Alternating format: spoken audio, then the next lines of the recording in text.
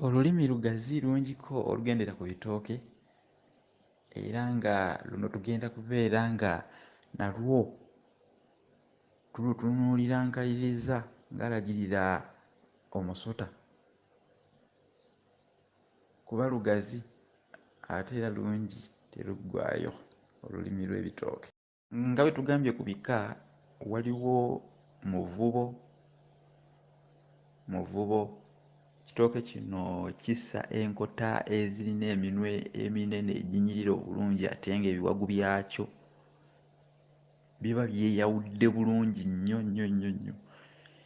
Mu bika by'amatooke ebiri e Buganda wano, nze muvubo nga nze ly'ettooke lye nsinga okwagala. Kibuzi kya musisi, nakyetengu, musakala, mpologoma, byonna bika bya bitooke. Mbwazirume ne nnandigobe era nakyo kika oba bika bimu ku bika ebyo bye tulina eby'ebitooke mu Buganda.